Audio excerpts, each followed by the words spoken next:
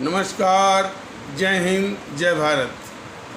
भारतीय अवाम ताकत दल अपने भारतीय भाई बहनों अर्थात अपने देश भारत की जनता अर्थात अपनी भारतीय अवाम से भारतीयता आधारित आपसी श्रद्धा, भारतीयता आधारित आपसी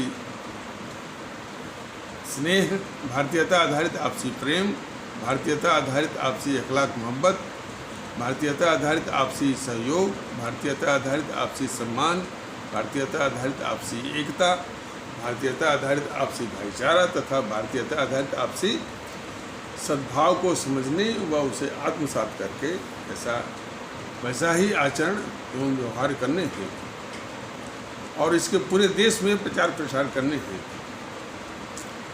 और प्रत्येक देशवासी को इसकी अहमियत और महत्व को समझाकर इसे अपनाते हुए वैसा ही आचरण एवं व्यवहार करने हेतु तो प्रत्येक देशवासी को अपना ही भारतीय भाई बहन मानकर, समझकर, अपनाकर उनके साथ वैसा ही और उसी अनुसार आचरण एवं व्यवहार करने हेतु सतत, सदैव और हमेशा अदब के साथ, आदर के साथ अर्ज करता है, विनती करता है। कुछ तकनीकी खराबी के कारण जो पिछला एपिसोड बीच में वो रुक गया था, तो ये उसी का भाग है। तो उसको रखा जाएगा 434B और इसको रखा गया 434C। तो B और C एक ही चीज़ है, मतलब उसको B का ही पार्ट आप लोग मान सकते हैं। तो 434B और 434C एक ही है। तो जब भी देखिएगा तो दोनों एक साथ में देखिएगा, 434B और 434C and 434B and 434C combined एक साथ, क्योंकि कुछ तकनीकी खराबी के कारण वो बीच में बाधित हो गया था, इंटरप्ट हो गया था। तो बात उसमें यही चल रही थी कि संयुक्त राष्ट्र संघ में वो चीन बोल रहा था कि चीन जो है एक शांतिपूर्ण देश है और हर चीज़ को बातचीत के जरिए सुलझाना चाहता है। जो बोला तो सारे देश को मिल करके सिर्फ अकेले अमेरिका बोले ये कोई आवश्यक नहीं, सारे देश मिल करके कि ये झूठ बोल रहा है। ये अपनी ताकत के बल पर सबको जो है वो जितने पड़ोसी देश है उनको डराता रहता है, धमकाता रहता है, उनसे जो है वो उनको बुली करता रहता है और जो है उनकी सीमा में घुस जाता है। और एक सलामी स्लैशिंग उसकी टेक्निक है कि उसके किसी सीमा में घुस जाओ और फिर जो है समझौता करो तो थोड़ा सा पीछे हट जाओ, फिर आगे घुसते जाओ। तो सलामी स्लैशिंग उसकी एक बहुत खतरनाक टेक्निक है। तो वो शांतिपूर्ण तो है ही नहीं। और जिस चीन ने जो है जिस कम्युनिस्ट पार्टी ने चीन के ऊपर तो कब्जा किया तो खुद ही 10 करोड़ लोगों की हत्या वो करवाया था। तो कहने का मतलब ये कि उसको संयुक्त राष्ट्र संघ में ही बेनकाब वो करना चाहिए था। और जो कोविड-19 है, कोविड-19 का जो कोरोना का ये भारतीय ताकत दल ने बहुत पहले कहा था कि ये जो है एक बायोलॉजिकल वारफेयर, एक जैविक हथियार के रूप में इसके कुछ जानते हैं, इसके वैज्ञानिक तो चोर होते हैं, दूसरों से चुराते हैं। इसके जितने भी इंजीनियर वैज्ञानिक चोर ही होते हैं। वो खुद विकसित नहीं करते हैं, पर चुरा करके उसकी कॉपी। तो ये चोरी छुपे फिर से ये भारतीय जनता दल ये बताना चाह रहा है अब अपने आदरणीय भारतीय भाई बहनों को कि 2 साल पहले या 3 साल पहले मान लीजिए, यह चोरी छुपे क्लैंडस्टाइनली वो कनाडा में वो प्रयोग कर रहे थे। तो जब कनाडा की सरकार को मालूम हुआ तो इन समूहों के जो चीन के जो जितने भी इस तरह के इंजीनियर थे या वैज्ञानिक थे, उनको बाहर निकाला। तो भाग भूग करके कहाँ आए? चीन में, वुहान में।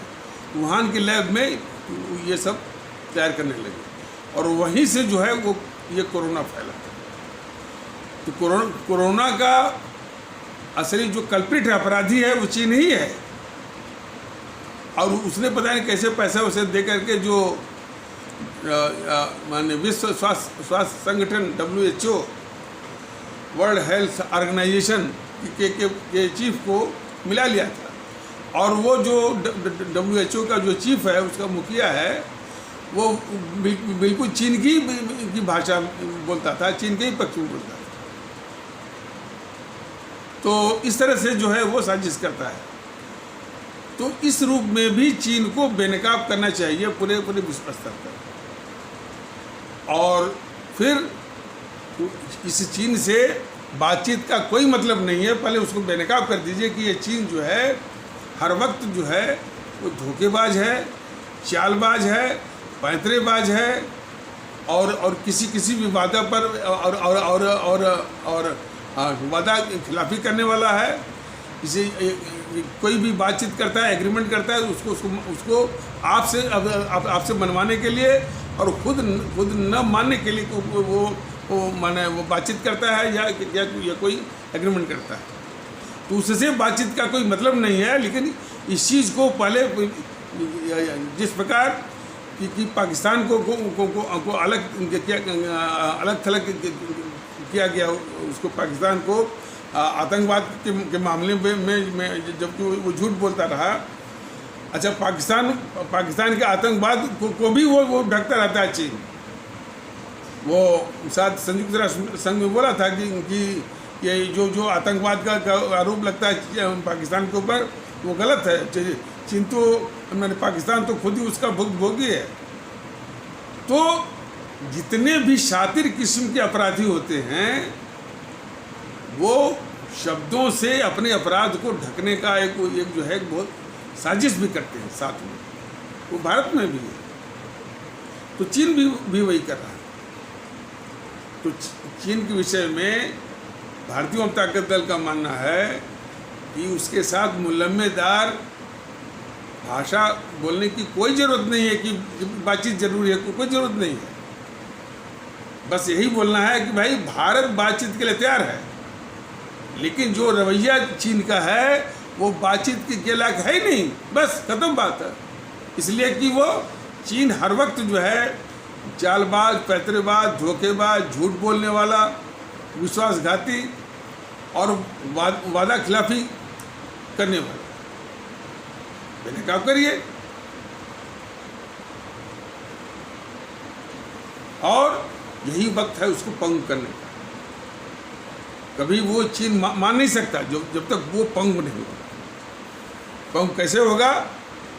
कि मोदी जी को अकल नहीं है, भारतीय वाम ताकत दल वो दिखा सकता है चीन को पंग करने का। भारतीय वाम ताकत दल तो इनको भी पंग करने की बात कर रहा था, GNPC वालों को। GNPC है, कम्युनिस्ट है, इन सबको पंग करना था। लेकिन नहीं, मोदी जी को तो इनको पालना है, इनको पाल के रखना है। तो ये चीन के विषय में नीति अपनाने की जरूरत है। अच्छा, अब आ जाइए ये पत्रकार, मीडिया जगत के जो पत्रकार भी एक तबका होता है मीडिया जगत में।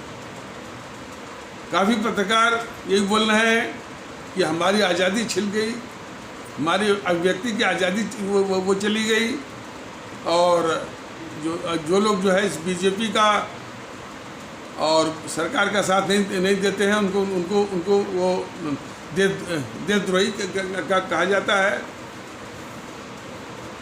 देखिए, इस विषय में भारतीय आवाम ताकत दल यह स्पष्ट करना चाहता है कि भारतीय आवाम ताकत दल बीजेपी की ओर से बिल्कुल नहीं बोलता, न उसका वो प्रवक्ता है। यह मुल्क की सुरक्षा के संबंध में जरूर बोलेगा इसको देखने वाले चाहे जिस रूप में देखें, ये विषय उनका है। तो जहाँ तक इस तरह के पत्रकारों का प्रश्न है, ये पत्रकार उसको भी अभिव्यक्ति की आज़ादी ही कह रहे थे, यही पत्रकार गिरोह। देखिए, उन पत्रकारों का नाम लेना या इनको मुंह लगाना भारतीय जनता दल इसके पक्ष में हरगिज नहीं है। ये इस लायक भी नहीं है कि इनके साथ बात किया जाए और इनको मुंह लगाया जाए, क्योंकि ये देश विरोधी हैं। इनकी जरा शातिराना इनकी टैक्टिक जरा समझिए। तर्क वो क्या देते हैं कि चूंकि हम बीजेपी या मोदी जी का विरोध करते हैं, इसलिए हमको देश विरोधी कहा जाता है। ये इनका एक परसिस्टेंट और कांस्टेंट एक आर्गुमेंट की लाइन होती है कि चूंकि हम बीजेपी और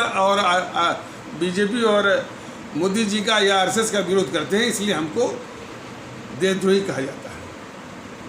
गलत, बहुत ही गलत। वास्तविकता ये है कि ये सब देशद्रोही हैं, और देशद्रोही संगठन जो जीएनपीसी है, गांधी नेहरू परिवार चांडाल चौकड़ी कॉकस और वाम दलों के द्वारा ये पाले गए हैं। इस देश के खिलाफ गतिविधि में वो हरकतें करने के लिए, ये जो बीजेपी का बहाना, मोदी जी का बहाना, आरएसएस का बहाना, तो इनका एक मुखौटा है कि भाई मोदी जी का नाम ले लेंगे, उनका विरोध कर देंगे, बीजेपी का विरोध कर देंगे, आरएसएस का विरोध कर देंगे, तो कुछ न कुछ समर्थन हमको मिल जाएगा। तो इनका नाम लेकर के, नाम लेना एक मुखौटा और असली है कि ये देश के खिलाफ देशद्रोही हैं, देश के दुश्मन हैं ये। और ये माने पैदा भी किए गए हैं, पाले भी गए हैं, अपोषे भी गए हैं उसी खतरनाक जीएनपीसी, गांधी नेहरू परिवार चांडाल चौकड़ी काकस और वाम दलों के द्वारा। ये इनकी असलियत है। लेकिन आवश्यक तो यह है कि यह चीज़ जो है, बीजेपी के लोग, बीजेपी के नेता और बीजेपी के प्रवक्ता कभी भी ये असलियत पत्रकारों की कभी भी बेनकाब नहीं करते। और उन्हीं देश के दुश्मन चैनलों के साथ, देश के दुश्मन पत्रकारों के साथ जो है खुशी शहर जो है गलबैयाँ करके उन बहसों में ये शामिल होते हैं बीजेपी वाले। तो बीजेपी वाले भी कम देशद्रोही नहीं हैं। इन दो देशद्रोही मीडिया में देशद्रोही पत्रकारों के साथ खुशी जो है गलबैयाँ भी करते हैं और उनके साथ जो है वो बहस में भाग भी लेते हैं। यही तो है बीजेपी और मोदी जी का इतना खतरनाक और छल करने वाला और कपटपूर्ण जो है राष्ट्रवाद।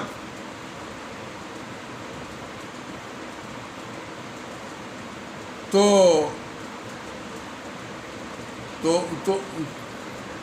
उन पत्रकारों का भारतीय जनता दल ने यूट्यूब के माध्यम से कई बार नाम लिया है और आज फिर से उनका नाम लेगा।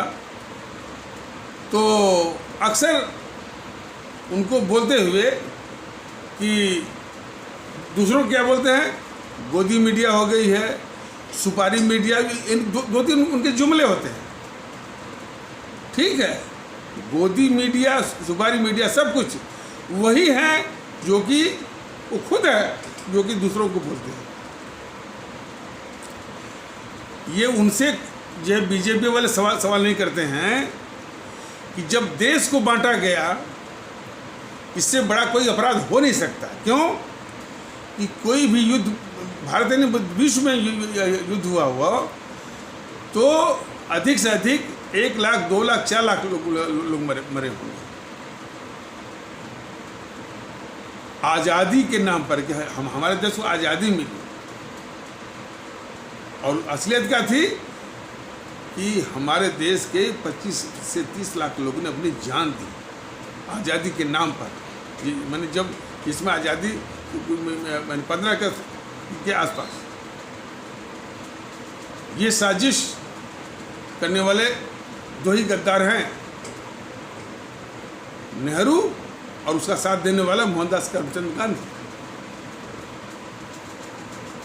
उसके बारे में ये पूरी जो देशद्रोही पत्रकार मंडली इनकी घिघी बंद रहती है, एक शब्द नहीं बोलते, बल्कि इनका महिमा मंडन करते हैं, इनके भाट बन गए हैं। भाट समझते हैं ना, डफली जो बजा करके जो भाट होते हैं, या अंग्रेजी में बैलेट कहते हैं, वही उसकी बैलेट हो। तो इतनी खतरनाक ये पत्रकार गिरोह है। ये इसमें सबसे पहले नाम आता है रवीश कुमार का। रवीश कुमार, निधि राजदान, निधि कुलपति, संकेत उपाध्याय, मनोजन भारती, संदीप चौधरी, मानक गुप्त, पुण्य प्रसून वाजपेयी, अभिसार शर्मा, विनोद दुआ, करण थापर, राजदीप सर देसाई,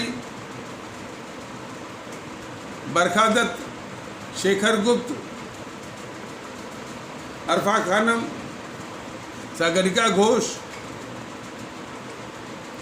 राणा अयूब,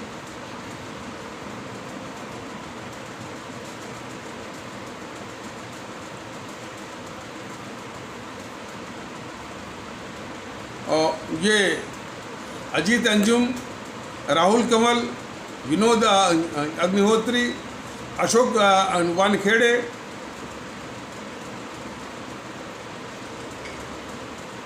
सुरेंद्र मोहन, उर्मिलेश, और कौन है,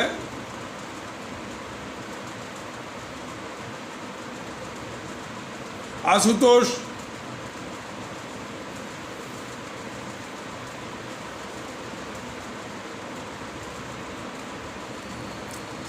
शरद प्रधान।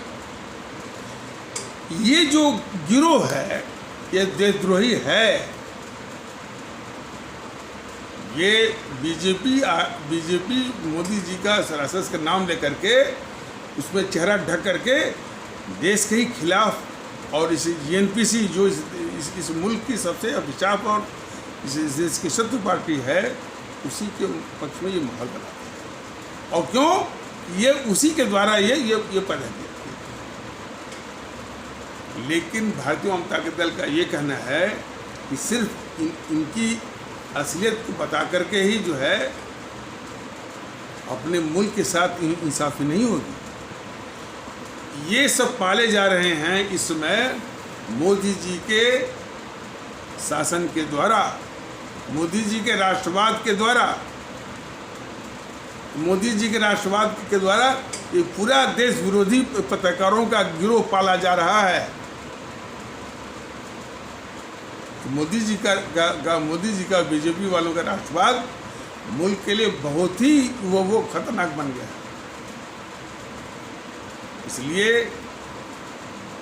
यदि मुल्क को शांति चाहिए, मुल्क को सुकून चाहिए, अपनी भारतीय आवाम को उसको चैन चाहिए, तो जिस प्रकार जीएनपीसी का सर्वनाश जरूरी है, वाम दलों का सर्वनाश जरूरी है, और जो छोट भैया हैं वो तो अलग से, इस प्रकार बीजेपी का भी सर्वनाश अत्यंत आवश्यक है।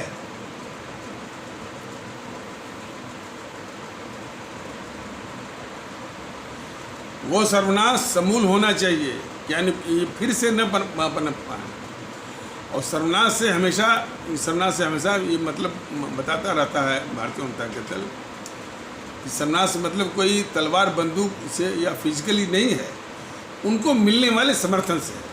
कि उनको एक भी भारतीय उनको इस देश में न मिले जो कि उनके साथ खड़ा हो और उनके समर्थन में, ये उनका सर्वनाश है। तो तो देश की, उस मुल्क की सुख शांति के लिए जहाँ पर जीएनपीसी, गांधी नेहरू परिवार, चांडाल चौकड़ी, काकस, वाम दलों का माने पूर्ण रूप से समाप्ति, और समाप्ति बल्कि यदि समझना है तो बल्कि जिस प्रकार हमारे महान राष्ट्रभक्त चाणक्य जी ने कुश को उसकी जड़ से समाप्त किया था, उसकी जड़ में मट्ठा डाल करके, कि फिर वहाँ पर कुछ वहाँ पर उग नहीं सकता। इस प्रकार इनको भी समाप्त करने की आवश्यकता है, और बीजेपी को, क्योंकि देश के दुश्मनों को, देश के खतरनाक ताकतों को ताकत भी देते हैं और इनको पाल भी रहे हैं और इनकी रक्षा कर रहे हैं और इनके आगे घुटने भी टेक रहे हैं और इनके आरोप भी जेते हैं। बहुत ही खतरनाक किस्म का माहौल जो है ये बना रहे हैं मोदी और श्री मोदी जी और उनकी सरकार, और उल्टे आरोप झेल करके कि जो मैंने ये सब बोल रहे हैं ये सब सही हैं और मोदी जी और ये सब गलत हैं।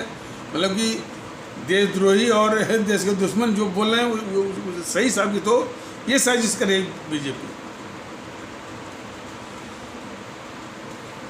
देखिए, इसके अलावा तो भारतीय जनता दल और मुद्दों पर बात करती नहीं, लेकिन फिर भी जो किसानों पर जो बिल आया है, अब इसमें जो अध्ययन करें, जो मैंने पूरा अध्ययन तो नहीं हुआ, लेकिन जो इस तरह से मैंने देखा गया,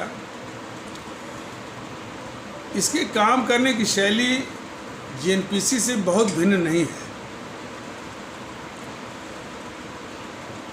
अब किसान जो है इस भारतीय समाज का सबसे पीड़ित और सबसे शोषित तबका है। ज़्यादा इस विषय पर ज़्यादा तो जब भारतीय जनता दल अपने भारतीय भाई बहनों के समक्ष आएगा, सामने आएगा, उनके बीच आएगा, उसको विस्तार से बताएगा। लेकिन ये जो किसानों के समर्थन में सब खड़े हैं, ये जीएनपीसी वाले, गांधी नेहरू परिवार, चांडाल चौकड़ी, काकस, इसको आप लोग भूल भ्रम या गलती से कांग्रेस कह रहे हैं, वो कम्युनिस्ट वाले, सपा वाले, बसपा वाले और भी लोग जो है ये किसानों के सबसे बड़े दुश्मन हैं। इन्होंने जो दुर्दशा ये इन सबों ने की है, तमाम किसानों की हत्या जो है, आत्महत्या, वो जीएनपीसी के वक्त में हुई है, जीएनपीसी के राज्यों में हुई है। गांधी नेहरू परिवार, चांडाल चौकड़ी, काकस के शासनकाल में और उनके शासित राज्यों में हुई है। और उससे भी घिनौनी सारी चीज़ देखिए, जो उन किसानों ने आत्महत्या की, उसको इन सबों ने आत्महत्या भी नहीं दिखाया कि ये किसी और वो बीमारी से इनकी मृत्यु हुई है। तो ये शातिर बहुत हैं, इनको मैंने दिखाया कि हम किसानों को उबारने के लिए इतनी कर्ज माफ़ी, वो उसमें वित्त मंत्री कौन था, वो यूपीए के ज़माने में ये चिदम्बरम था। तो शायद 52,000 करोड़ या हाँ 65,000 करोड़ की व्यवस्था बता रहे थे सब यूपीए वाले या चिदम्बरम जो वित्त मंत्री थे। पता चला कि उसमें 50,000 करोड़ का तो घोटाला है उसमें। तो जब भी जो पहले से पीड़ित है उसको राहत देने की बात आती है, तो पहले घोटाले का इंतजाम ये जीएनपीसी जो है वो पहले कर लेती है। किसके नाम पर? गरीबों के नाम पर, पीड़ितों के नाम पर, किसानों के नाम पर। तो ये देश की सबसे बड़ी अभिशाप पार्टी है जीएनपीसी, गांधी नेहरू परिवार, चांडाल चौकड़ी, काकस। जो उनके समर्थन खड़े ये सब जो खड़े हैं, अकाली और वो सब, ये सब जो है बिल्कुल दुश्मन है किसानों के। अकालियों के शासन काल में क्या हुआ? तमाम ड्रग की सप्लाई होने लगी क्या किया ये जो है वो कौन है उसका बेटा सुखबीर बादल टॉम जो है, तो बड़े बेशर्म है सब जो है। और मुल्क के स्तर पर अकाली जो है खालिस्तानी आतंकवादियों के बड़े हमदर्द हैं सब, ये अकाली वाले। ये भी एक समस्या है। और सबसे बड़ा ये प्रमाण कि APS गिल साहब ने खालिस्तानी आतंकवाद को समाप्त किया था पंजाब से, इतना बड़ा काम किया था। और उस वक्त लग रहा था कि ये खालिस्तानी आतंकवादी लगता है कि पंजाब को उनको अलग ही करवा देंगे, लेकिन उन्होंने जो कि वो नरसिम्हा राव प्रधानमंत्री थे उन्होंने उनको पूरी छूट दी और पूरी कमर तोड़ दिया खालिस्तानी आतंकवादियों को। उसके APS गिल को सम्मानित करने के बजाय, उनको उचित सम्मान देने के बजाय, ये इन अकालियों ने, अकाली सरकार ने इतना परेशान किया, इतने केसेस डालती है। ये भी देश के कलंक हैं सब, ये अकाली वाले। ये तो हालत है। और ये किसानों के हितैषी हैं? बिल्कुल नहीं। ये बड़े बड़े जो किसान के हैं उनके ये पैरोकार हैं, लेकिन जो सीमांत किसान हैं उनके लिए नहीं है। तो ये भी नहीं है। और जो मोदी जी या उनकी सरकार को तो पता ही नहीं। अब बताइए, भंडारण का जो इन्होंने, भंडारण से मतलब होर्डिंग तो जो है हमारे गरीब जनता का सबसे बड़ा दुश्मन है। होर्डिंग से ही जो है वो कीमत कितने भी जमाखोर हैं, जमाखोरी से ही तो कीमत बढ़ती है। तो एक तो महंगाई जो है बढ़ती जा रही है, कंट्रोल नहीं कर रहे हैं। फिर ये जमाखोरों को वो छूट दे रहे हैं। और FCI वो MSP लागू होती कि नहीं होती है, माने न्यूनतम समर्थन मूल्य लागू होता है कि नहीं होता है? बिल्कुल नहीं होता है। किसान जो है वो धक्के खाता है। आंकड़े तो बताते हैं कि मुझे 6% ही किसान अपना MSP पर बेच पाता है। बाकी जो करप्शन है इसका FCI का लेता ही नहीं है। क्या उसके पास जगह नहीं है, वो नहीं है, वेयर हाउस नहीं है। तो पहले उस सिस्टम को दुरुस्त करें। और किसानों की दुर्दशा वाकई में वो तो आंकड़े बताते हैं कि मान लीजिए सन 47 के बाद जो है किसानों की आय जो है महज 20 या 21 गुना बढ़ी है। सरकारी कर्मचारियों की आय जो है 180 गुना बढ़ी है। और जो है शिक्षकों की जो है वो जो है 200 गुना बढ़ी है। और जो धंधे करने वाले हैं और तो उनका तो हजारों लाखों गुना बढ़ी है, लेकिन किसान का महज 20 गुना। तो यदि जितने कर्मचारी हैं, सरकारी कर्मचारी हैं, उनको भी वो 20 गुना बुलाइए, अपने आप जो है मामला वो सही हो जाएगा। जितने भी सांसद हैं, जितने भी MLA हैं, जितने भी प्रधानमंत्री हैं, मंत्री हैं, राष्ट्रपति हैं, उनका भी जो है सन 47 को आधार मान के यदि 20 गुना पर ला देंगे, जो कि इसमें जो 200 गुना है, अपने आप जो है अकल ठिकाने हो जाएगी। तो किसान जो है हमारे समाज का सबसे बड़ा मैंने पीड़ित रहा है। लेकिन इसके समाधान के लिए एक कॉस्मेटिक अप्रोच, पीसफुल अप्रोच में भारतीय जनता दल विश्वास करता ही नहीं। भारतीय जनता दल तो पूरी जो डिलीवरी सिस्टम है, पूरा सिस्टम को जो है उसको प्रणालीबद्ध करने की बात करता है, और जो कि अनुशासन से, सख्ती से, नियम पालन से। जो कि वसूल किसका था? हमारे राष्ट्रभक्त शिरोमणि नेताजी सुभाष चंद्र बोस। तो राष्ट्रभक्त शिरोमणि नेताजी सुभाष चंद्र बोस का सख्ती, अनुशासन नियम पालन। और यही चीज़ जो है हमारे आदरणीय सम्राट औरंगजेब का भी था। तो दोनों की प्रेरणा से सख्ती, अनुशासन और नियम पालन और शासन को चुस्त दुरुस्त, निष्पक्ष, प्रभावकारी, बारी और बराबरी के सिद्धांत पर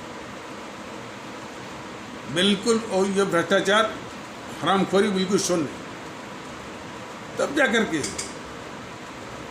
वरना तो चाहे जीएनपीसी वालों का हो, चाहे बीजेपी का हो, ये हमेशा जो कमज़ोर तबका होता है, जैसे किसान हैं, हमारे गरीब भाई हैं, हमारे मजलूम भाई हैं, उनके लिए तो अभिशाप है ये।